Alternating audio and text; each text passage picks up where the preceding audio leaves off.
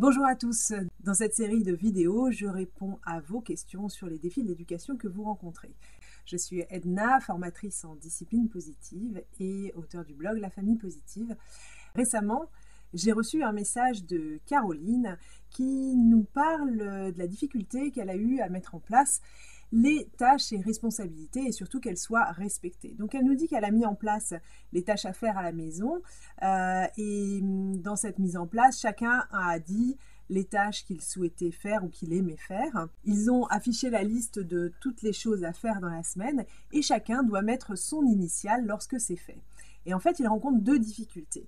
La première, c'est comment faire pour que tous pensent à inscrire leur initiale. Alors, je ne sais pas si c'est inscrire leur initiale une fois que c'est fait, et donc si c'est fait, tant mieux. Et si c'est juste l'initiale qui manque, on va pouvoir réfléchir ensemble à ce qu'on pourrait faire. Maintenant, ce qui peut être problématique, c'est si les choses ne sont pas faites et effectivement qu'il n'y a aucune initiale qui est notée face à la tâche. Et puis, une autre question, c'est comment gérer les tâches que personne ne veut faire. Oui, il y a des choses qui ne sont pas forcément agréables à faire et des choses donc que personne ne veut faire. Ces difficultés-là, en réalité, voilà, comme on le dit en discipline positive, c'est des superbes opportunités d'apprentissage, de co-construction, de co-création de solutions. Et donc, notamment pendant des temps d'échange en famille, on va pouvoir mettre ces questions-là sur la table et se dire, voilà, on a un souci, les initiales ne sont pas mises, et puis il y a des tâches que personne ne veut faire.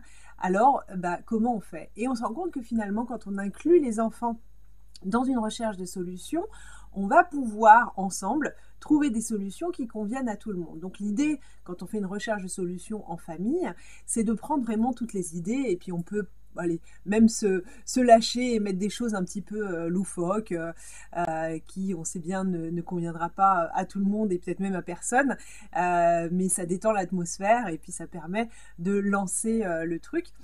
Et finalement, on va en général trouver un terrain d'entente. Je me souviens d'une famille où il y avait le vidage du lave-vaisselle qui était un vrai problème dans la famille. Et puis finalement, le père de famille a dit moi, en fait, ça ne me dérange pas tant que ça de le faire, le lave-vaisselle, de vider le lave-vaisselle quand il est propre. Donc, ça sera ma tâche et je m'en occupe. Et tous les jours, il vidait le lave-vaisselle.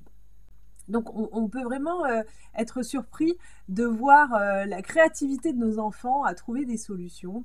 Et puis voilà, ça sera peut-être à tour de rôle, ça sera quelqu'un qui prendra peut-être une tâche exclusive qui n'est pas si ingrate que ça pour lui. En tout cas, il faut faire confiance à sa famille, à la capacité à trouver des solutions ensemble. Et à chaque fois qu'on rencontre une difficulté, ça peut être une opportunité d'en discuter et de se dire, voilà, on a ce problème-là, comment on fait?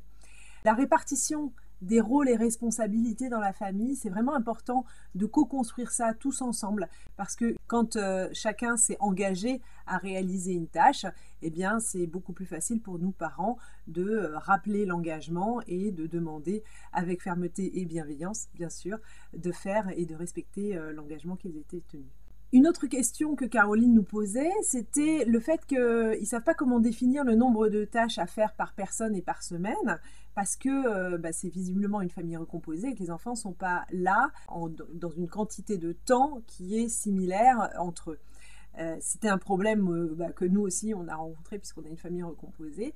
Et la solution, c'est tout simplement de dire quand on est là, on participe à la vie de la famille.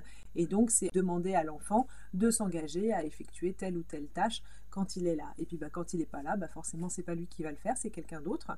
En tout cas, c'est quelque chose, vraiment, le mot d'ordre, je crois, dans cette vidéo, c'est de se dire de construire et de construire ensemble les choses pour trouver des solutions ensemble.